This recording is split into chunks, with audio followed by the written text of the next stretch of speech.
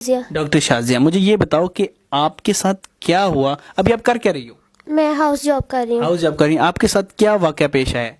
میری شادی میری فیملی نے کی. کافی اچھے وہ لوگ تھے، ان کا امپورٹ ایکسپورٹ کا بزنس تھا. تو جن سے شادی کروائی؟ جی.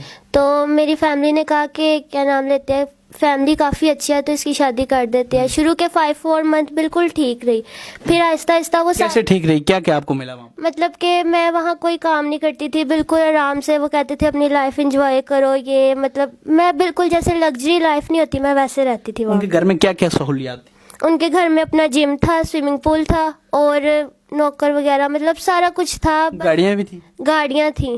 کون سی گاڑی تھی؟ لینڈ کروزر تھی اور فارچونر وغیرہ تھی. لینڈ کروزر اور فارچونر ان کے گھر میں تھی؟ جی.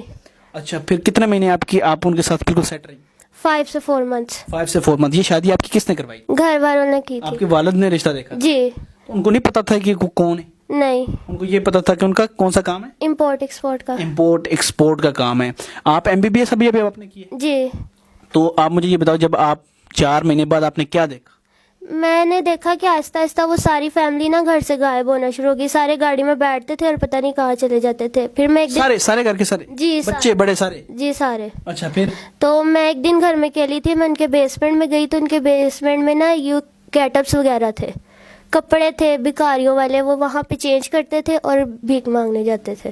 سارا گھر بھیک مانگنے جاتا تھا؟ جی. یہ کہانی ناظرین اتنی یونیک ہے کہ دیکھیں، لڑکی کی شادی ہوتی ہے اور سارا گھر بھیک مانگنے، یعنی کہ وہ فارچونر اور لینڈ کروزر پہ بیٹھ کے وہاں سے نکلتے اور بھیک مانگنے جاتے تھے. جی بھیک مانگنے آپ نے ان جاتے کو تھے. کیسے پکڑا بھیک مانگنے؟ گاڑی کا کیسے پیچھا کیا؟ میں پھر ایک دفعہ ان کے پیچھے گئی، جا کے دیکھا تو یہ ایسے ہی وہ لاہور میں جگہ جگہ پہ جا کے اپنے انہوں نے گروپس بنائے تھے تو بھیک مانگتے تھے. بھیک مانگنے تھے.